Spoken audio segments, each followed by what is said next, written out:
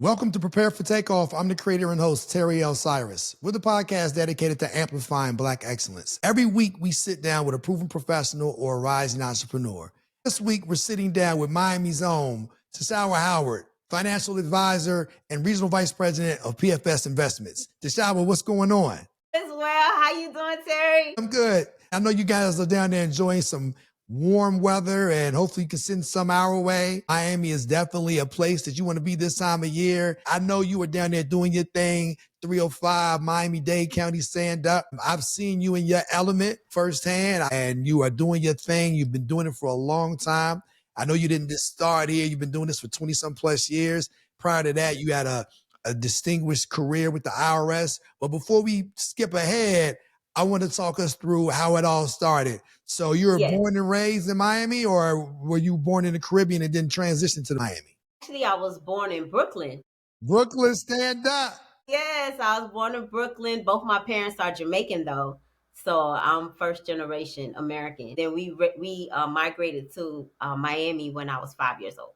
I've been knowing you for 34 years, and I had no idea you spent the first 5 years of your life in Brooklyn. Brooklyn! Where Brooklyn at? Because you Miami all day. So what was it like growing up in Miami? We didn't come from money growing up, so I literally lived in all the different hoods of Miami as we were growing up.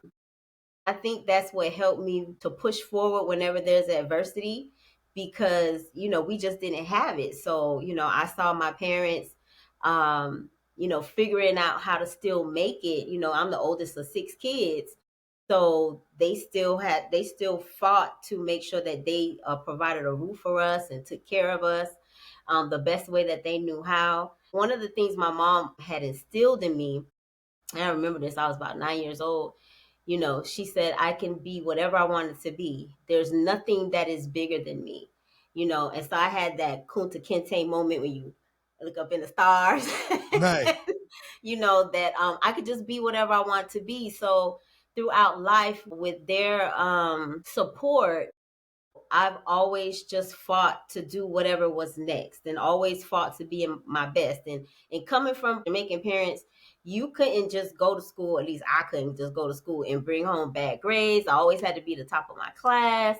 I always had to put the work in studying. But then, I had extracurricular activities after school. So I was always busy. I was always doing something. And if I'm going to do it, I always had to give my best. So that's part of my foundation. You just weren't allowed to just do stuff but I want to say a different word, but you just, you had to give it your all if you're going to do it. You've seen your mom and dad deal with that adversity, which helped shape you and your ability to deal with adversity. And then at some point you left the Sunshine State and you came to the Mountain State, my home state, West Virginia. So what was that transition like going from Miami to West Virginia State to be exact? Terry, I was miserable every winter. I hated the cold. I didn't mind the fall, but every winter you had to put on all these clothes just to go outside. And I was used to just throwing on flip-flops or whatever I had on, we could go outside. And we was outside all day to the street light came on, right? But coming to West Virginia, that was the part that was the hardest for me. But I did love the scenery of the mountains. I did love seeing the fall color changes. And I especially loved all the people that I met. Coming to state, it might have been different, but I loved meeting people from different parts of the world that was coming there, making friends. My line sisters are amazing. I wouldn't have wanted to pledge anywhere else. It was a great experience, having come to West Virginia for college. I don't want the viewers and listeners to be left hanging as far as you mentioned sorority. So what sorority do you happen to be in? I don't want to spoil it, so I'm going to give you the opportunity to tee that up. I mean, as if there was no other, right? But of course, DST is in the building. And I'm excited that we actually crossed the burning sands the same night, Terry. So we go way back with that. Yeah, you guys are my Saints for real. Same day. For real. Hit the yard. Without paraphernalia for the first time, and our lines are very close. And, it's always Absolutely. good to see you guys and all of the things that you're doing, and not just you, but your line sisters doing Mm-hmm. phenomenal things. So now at some point, you graduated from West Virginia State and then you returned back to the Sunshine State. I So did. what was that transition? Did you have to reacclimate yourself with coming back home with that hot weather, especially in the summertime, or was it second nature for you? Definitely second nature. Because even when I was in West Virginia, I would come back home as often as I could. I learned how to drive in the mountains. So I was always driving back and forth from West Virginia to Miami. So it was nothing to get back home. I was just very happy to be back home when I was able to finally make it back. I know your degree is in accounting. Yes. Okay. So now, did you transition into accounting or did you go directly to the IRS? And if I'm not mistaken, your IRS career started in West Virginia, correct? It absolutely did. Being an accounting major at West Virginia State, they came out recruiting accounting majors during my freshman year. But because I started state with credits, I was a sophomore the second half of being a freshman. So I was already a sophomore officially. So when they came out, I just wanted to sharpen my interviewing skills. So I went to the interview, and at the end of the interview, I was offered the job. So I was working in college while I was also going to school. Then you were able to transfer from West Virginia to Miami with the IRS? I was. When I first graduated from college, I stayed in West Virginia for another 2.5 years. Okay. And then I was able to finally get a transfer and move back to Miami. And when I initially transferred, they had an IRS office that was like 5 minutes away from my house. So it was just perfect as far as the transition. I had met some really great people while we had our different trainings before I was able to move back. So because of those relationships, it helped to assist with me getting back home quicker than later. When you hear IRS, that's not somebody that people want to necessarily hear from. So what was that No. like? When you say, hey, this is Tishawa Howard, I'm calling you on behalf of the IRS, then you know you're in trouble. It's up. You definitely, if I was calling you, you definitely was in trouble because I wasn't like a regular tax auditor where you came into the office to get audited. I was actually a field agent. So that means I was auditing companies and businesses and then the personal returns of those business owners. And so I'm 19 years old, walking around with my badge. And but imagine me started in West Virginia. It was racism going on, but you still had to give me the information that I needed in order for me to audit you. And if you didn't want to give me your information, I just disallowed everything. And so of course you're going to eventually give it to me. But I was extremely technical. People try to get over on you one side, but then I'll just add the taxes back on another side. So definitely if you were getting audited by me, 98% of the time you owed Uncle Sam some taxes. I can imagine, especially when they see not just a black woman, but a young black woman who's still a teenager. Yes. Talking about, let me see your taxes. Let me see your taxes. And on top of that, first off, check out this badge. And then on top of that, let me see your books. Let me see your books. But I had some really good trainers. I was just fortunate to start in an awesome office. It was mixed culture. And so going out with the senior agents really helped me in understanding how to really go about it and, building my confidence. But I ended up in a lot of back areas of West Virginia that I didn't even know existed as a result of it. But I will say for anybody watching, if you ever get audited by the IRS, please hire representation because we are trained to find it. Okay. If the IRS came knocking on your door, can you say to them, I'm not cooperating until I have my representation? Or how does that work? Well, normally if you're going through a regular audit process, you would have gotten a letter in the mail. Okay. And what you don't want to do is ignore the letters in the mail. Because the letters in the mail, if you ignore them, then we will definitely get your attention by levying your accounts or whatever is the next step. We're going to get your attention. So don't ignore the letters. and contact the agent, whoever contacted you, or you can already have your CPA or attorney to contact on your behalf and in order to move forward. But if you get a letter, you do need to go through the audit process, but you are allowed to have representation as you go through that process. So if you get that letter, it's just a matter of you contacting your CPA, contacting your attorney and say, I need you guys to handle this. And you might be better Yes, suited than trying to handle it on your own because you're going up that against a would be trained correct. professional and you're, I'm sure, more than likely going to lose. Well, I mean, it just helps as a buffer because we're trained to listen. We're trained to find the things that you think is just part of you bragging about how you do business, but not realizing that how you do business is really not reporting all the income you need to, or you're overstating your expenses and stuff. So our ears are trained to listen for different things. And so when you have representation, it lessens the amount of time you interact with the agent, where you will be, just gobbly-going all over yourself. Now, that doesn't mean that the agent is not going to meet you and that you will not have conversations with them, but it just helps your case, is what I will always tell somebody if you're going to get audited, if you do get audited by the IRS. Now, you stayed there for how many years was it when you were with the IRS? I was there for almost 10. So what led to you transitioning out of the IRS? Because, in our community, you have a good federal job. I had a good job. Right. You had a good job. Good job. And my Jamaican parents and my they were so proud of me. My grandpa, he loved bragging about his granddaughter that had this good government job with the IRS. And so when I started to tell him that I was gonna leave, he wanted to knock me upside my head. Like, what is wrong with you?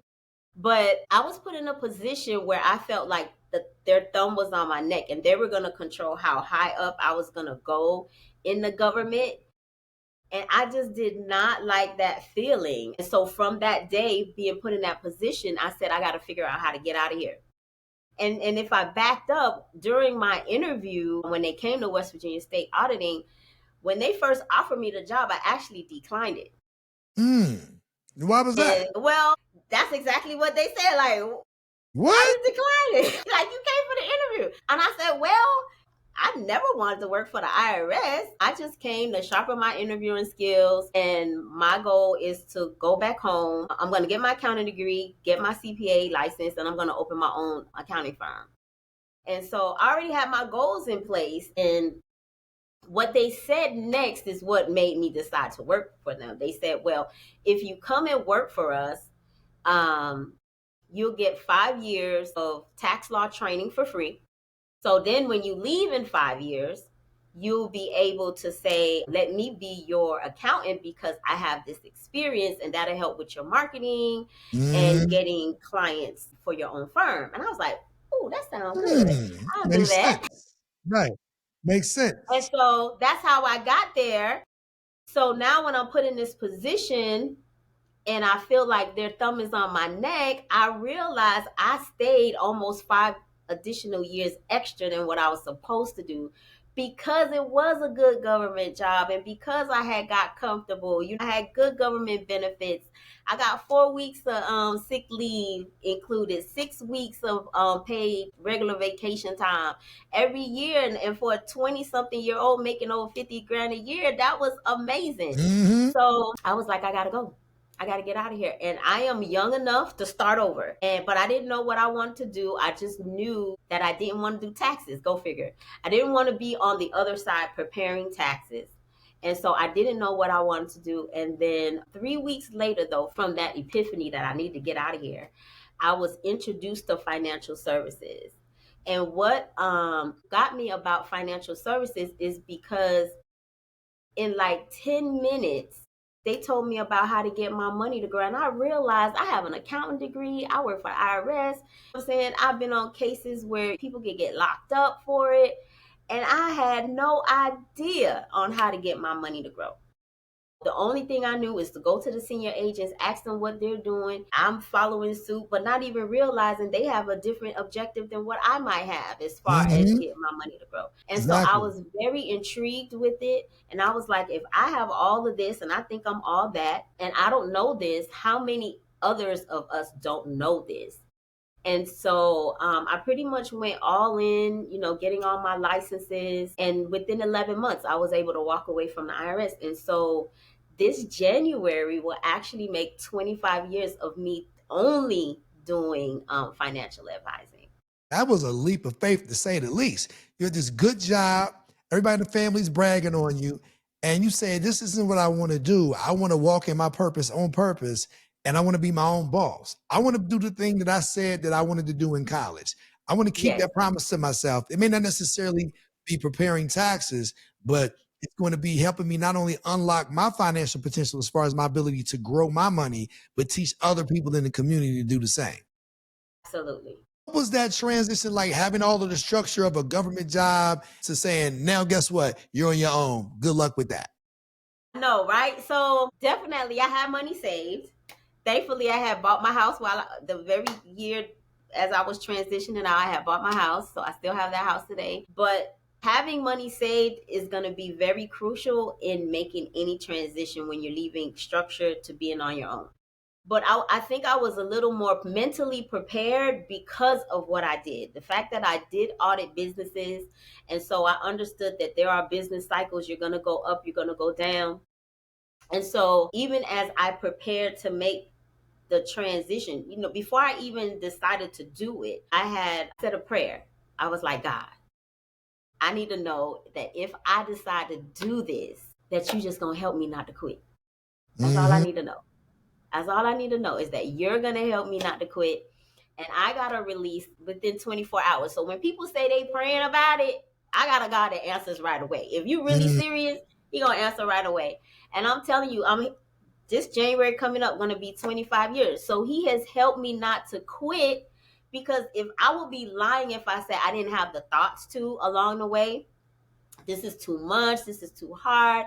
I got enough skill set. I got enough charisma. I could go get me a job and, but the few times that I got all the way to about to do a resume or something, that still small voice reminded me that I wasn't going to quit. And it just gave me the power to keep moving forward. And I just really love what I do. I love helping people with their finances.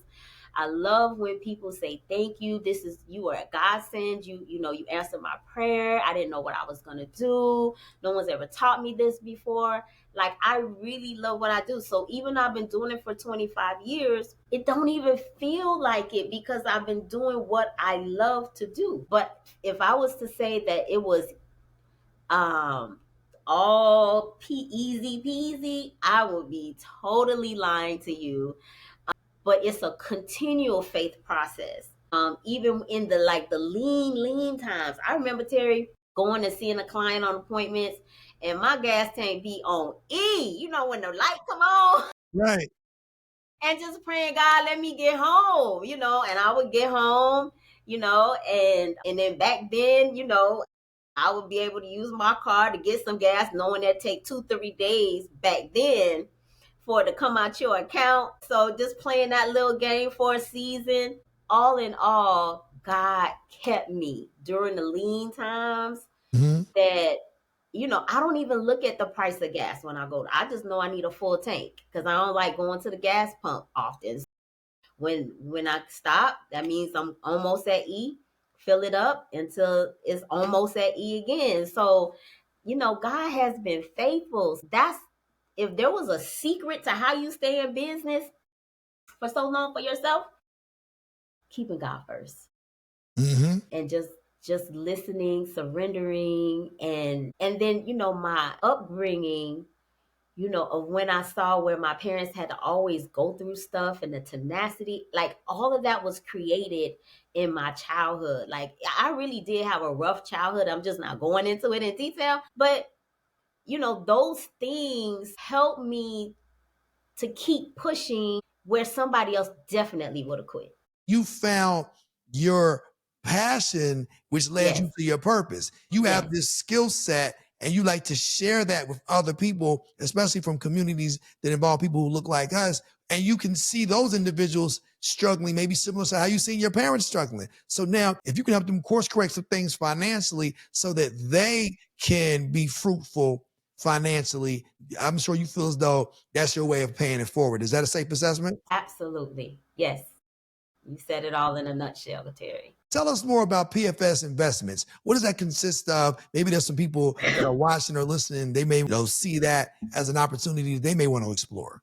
It's an opportunity to help families with their finances. But we do investments, we do insurance. Those are the two biggest things. We do other things, but those are the two fundamental things. But with that, you want to make sure after you get your life insurance in place, and we do term life insurance only because it's most economical, especially while you're building a family. But then you want to make sure you have your emergency funds in place. Do you have 3 to 6 times your monthly expenses already set up? If you did, and then, with all the fiasco going on this year, it will sting, but not that hard because you got some money set aside. Are you on track with your retirement? It's never too early to start. So as soon as you start working, and there's laws in place where you start putting money into a Roth IRA, highly suggested because it grows tax free. So imagine over the course of your time, you put in 100,000 into your investments, but it grew to $1 million, and now you're ready to retire. Well, that whole million is tax free money that you could live off of. But the earlier you start, you can have way more than $1 million, right? But don't get to 50 and say, oh, well, it's still too late. No, if you didn't start, well, we got to get together and see how we can still figure out how to make retirement good for you. Mm-hmm. But it is important to start thinking about these things. And the earlier you start is the better, because unfortunately in our community, we are more focused on the latest fashion, getting the higher graded car, living in the other side of town. Nothing wrong with any of those things, but we normally do it at the expense of not putting anything away for our future. Being prepared for a rainy day. Even the ant, the Bible says, prepares for the rainy day.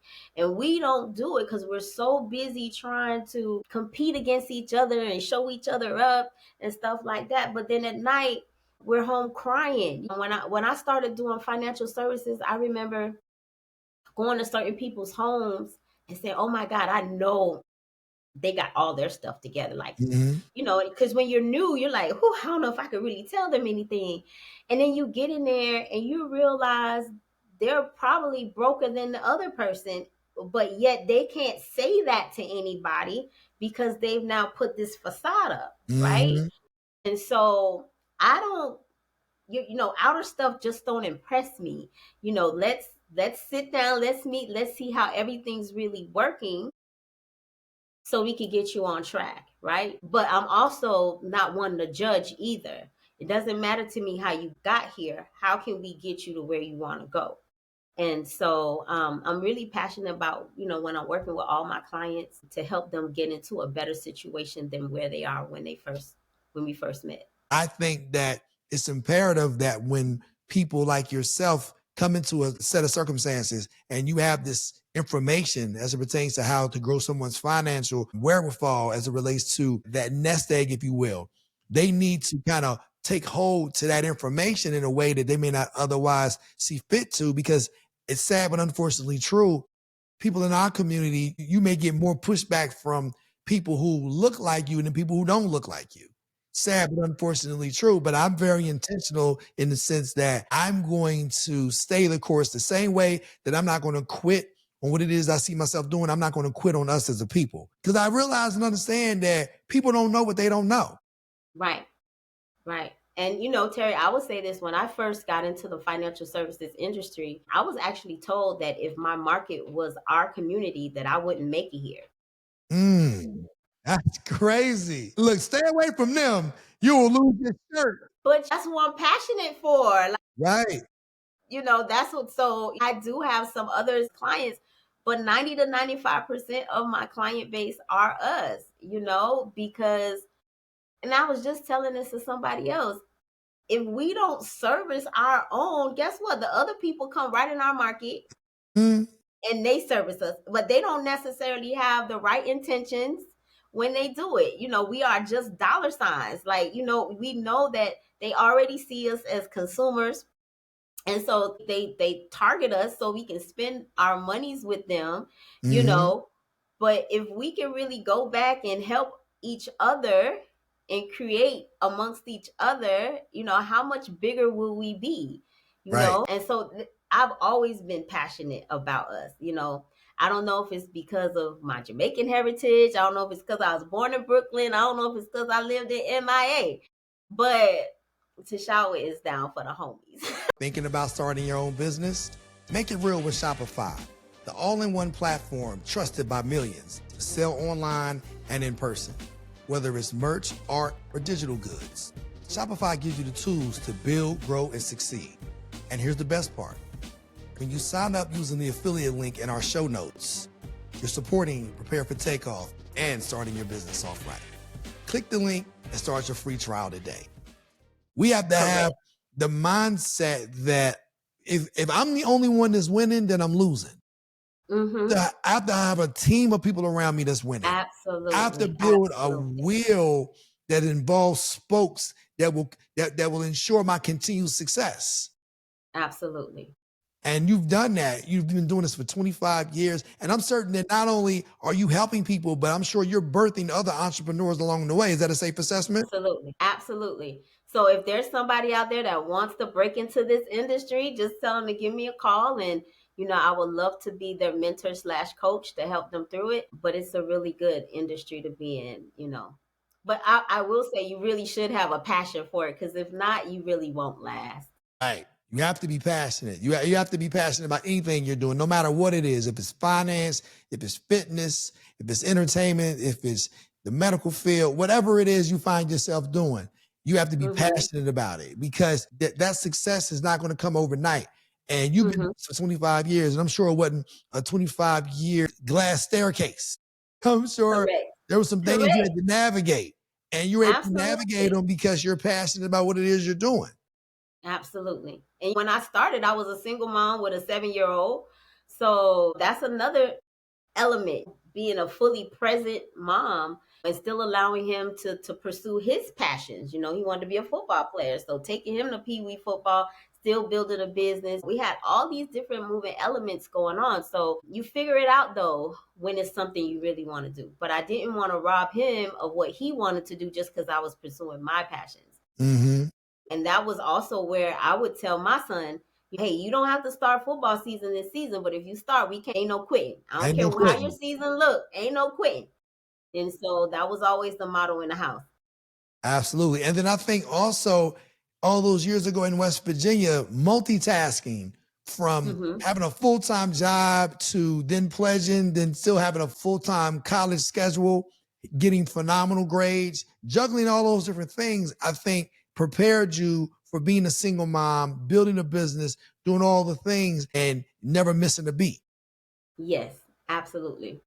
Now, you also have a phenomenal conference that I was blessed enough to participate in last January, and you've been doing this for a number of years. So talk us through what led to the conference and what that conference consists of. I started the conference actually 7 years ago, so we're about to embark on our 7th year. And when it got started, I in a mode of how can I give back? Always trying to figure out how can I help others succeed. And I know everybody doesn't want to be a financial advisor. So I'm thinking about all the different gifts I have. And so I just believe everybody has a talent.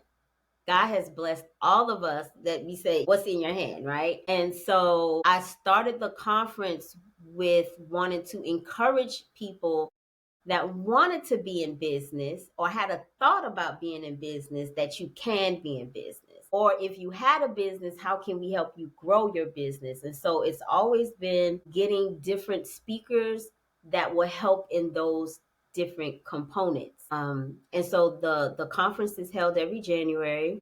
All the speakers come in and they're pouring in, from different topics. So this year we're going to have someone from the county that's going to come in and talk about how to get grants or funding from the county and getting contracts from the county. So of course, if you have a business established, you want to be able to take advantage of getting that money to assist your business to continue to grow. We're also going to have an accountant that's going to be a speaker on how to keep your books right. That's the biggest thing when you're talking about with the IRS. The biggest challenge is not keeping your books right. So we're going to have someone to really go into detail about that. We're also going to have someone to talk about how to attract personnel and retain them. Very important. So we're going to have someone for that. And then we're going to also have a dietitian. When you are in business for yourself, sometimes the last person we really take care of is ourselves, right? And so she's going to talk about not just what we know of, like don't eat this, or exercise, but really helping you to understand when you get your blood work done every year, what does that mean to you, right? And so when I got my blood work done, I had some numbers that was off. And so you do what you do, but then I said, can you come to my house and just go through my cabinet? I don't know if she's gonna do that for everybody, but she came to my house and just went through my cabinet, and she's like, Tishawa, this is not good for you. And these are things that are otherwise known as healthy. But because of my blood work, it's not. Right. And so she's going to talk from that perspective. So people are encouraged or empowered to go and live healthy lives while you're building your business. And then I'm going to also talk about finances and how to get your monies to grow where you're at. Talk about the times we're in, as well as I'm talking about finances. A lot of people know about Black Wall Street, and in spite of all the things that was going on back then, they were successful. But you know what helped the biggest thing to their success? Because they supported each other. Right? The money stayed in circulation in their community for over a year, partly because they couldn't do business with the other community. Right. And so when you think about what's going on in our community today, what if we really recreated that? And I see more people being aware now, which I'm loving people being aware, because prior to COVID, the Black community was on track to being dead broke by 2053 because of our spending habits, right? And our spending habits, and then on the other side, not investing. But during COVID and all the different things that have been going on, we're getting more education, and maybe it's not more education, but I think we're just paying attention now, and we're being more intentional with our dollars. And so definitely going to be talking more about how we do that effectively as a community, and as well as personal, so that we can get the results and we be in position to really leave a legacy, not just for the next generation, because we've been known to prepare for Saturday night, where other cultures are preparing for the second and third generation. I want to change that. You know what I'm saying? To where we're also focused on preparing for the second, third, fourth, fifth generation. So I'm going to talk a little bit about that in my talk as well. So it's going to be power packed. Then we have lots of vendors that partake. All my vendors leave happy, because the vendors are in the room, so that they get the information themselves to grow their businesses. And so it's a really good event. So if you want to attend, just check us out on Eventbrite. Tishawa, tell them the name of the conference. The name of the conference is the Convergence Empowerment Conference. Okay. And again, this is our seventh year doing it. When I started 7 years ago, I really didn't think I was going to make it to 7. I wasn't even sure if one person was going to show up, right? But I stepped out in faith. I had a business coach at the time that told me that I needed to have a conference. I was like, ain't nobody going to come listen to me. I'm not Sarah Jakes. I'm not Oprah Winfrey. And 2 weeks later, I came to her, like, God would not let me rest. He would not let me rest. I kept tossing and turning. And in those 2 weeks of her first saying it, I got the name of the conference. I got the vision, who was target market, everything. And 6 weeks from there, I had everything. Normally, it takes months to plan a conference. My conference was totally planned in 6 weeks. And then we sold out the very first year. But someone out there that's saying, I don't know if I should do it. Listen, if God is telling you to do it, just go do it. You know what I'm saying? And because here I am 7 years later, and this is the year of completion. That's the title.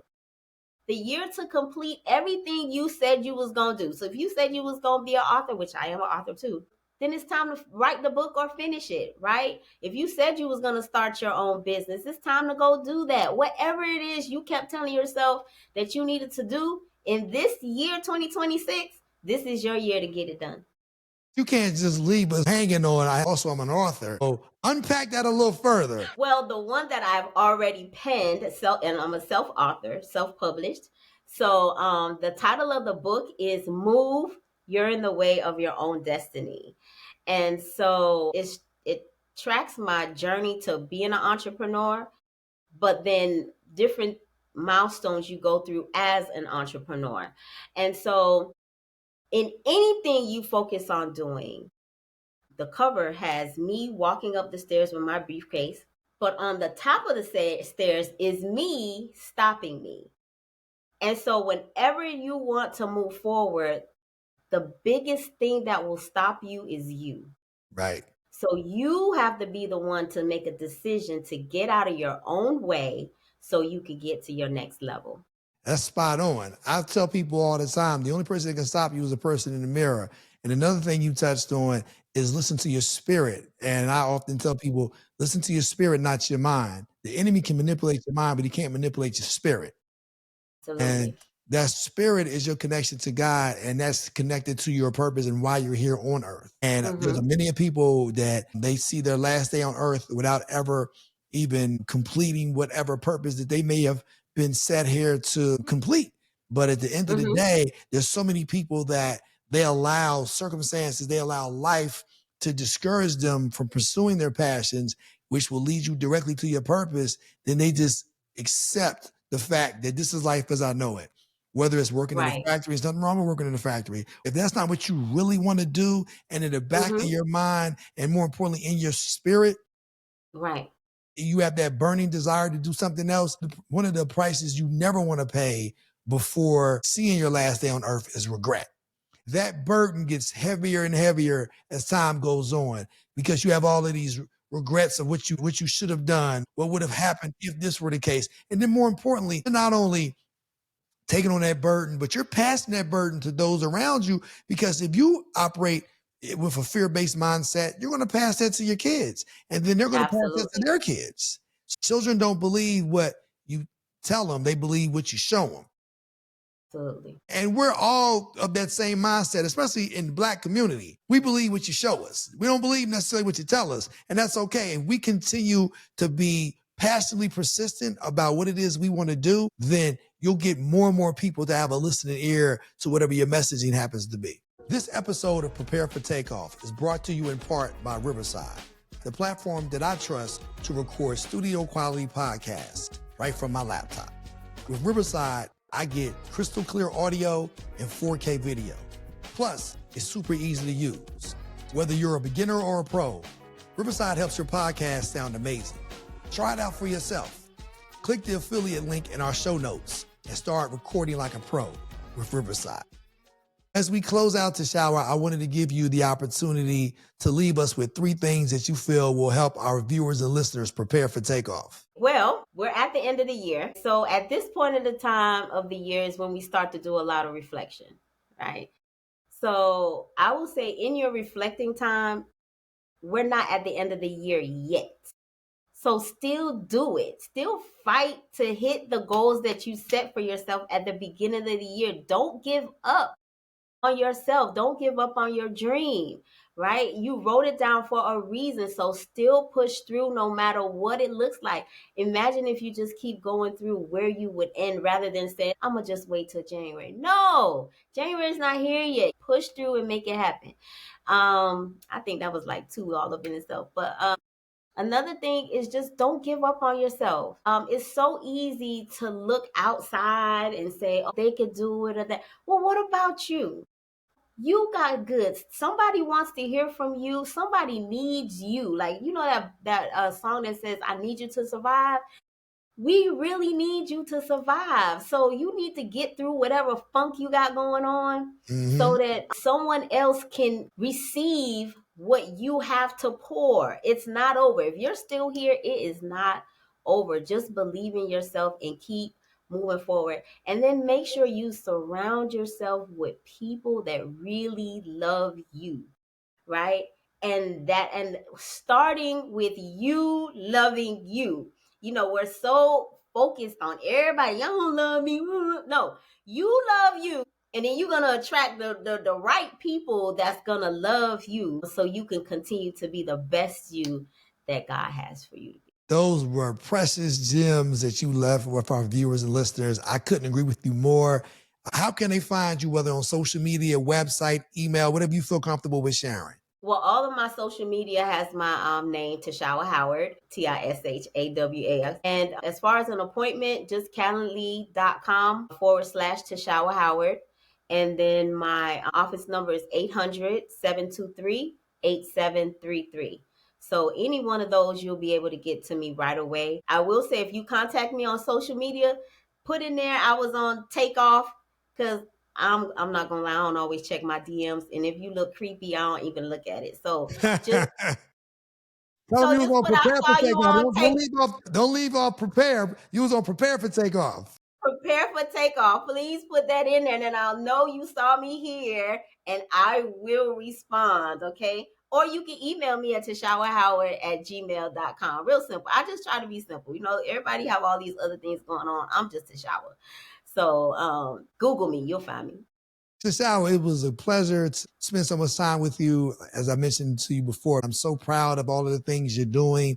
And I was able to be at the conference firsthand, to be a participant in the conference, see all of the different things you're doing to bring about change to Miami-Dade County as well as Broward County. They can benefit from the resources that you have to bring to them. I was able to see some of the resources that you was able to pull from the community, and more importantly, bring people in-house that are fellow entrepreneurs looking to find out more about how they can grow their businesses. I'm certain that this year, the year of completion, as you mentioned to you so eloquently before, I'm sure this is going to be even greater than last year. I'm sure every year gets greater and greater and greater as you continue to expand on all of the things you're doing. So much continued success to you. And I'm proud of you. I'm sure all of our West Virginia State alum are proud of you. I know your line sisters are proud of you. Me and my line brother, we're proud of you. Theta Psi's proud of you. Alpha Delta's proud of you. So salute to you. So again, thank you for spending so much time with us. And also I wanted to thank our viewers and listeners, whether you're watching us on YouTube or you're watching us on Spotify or you're listening to us on Amazon Music, Apple Podcasts, Audible, iHeart, or Pandora. As you know, every Wednesday, we're going to continue to bring you proven professionals or rising entrepreneurs. And all of these conversations, just like this one, will help you prepare for takeoff. Tishawa, thanks for joining us. Thank you for having me, Terry.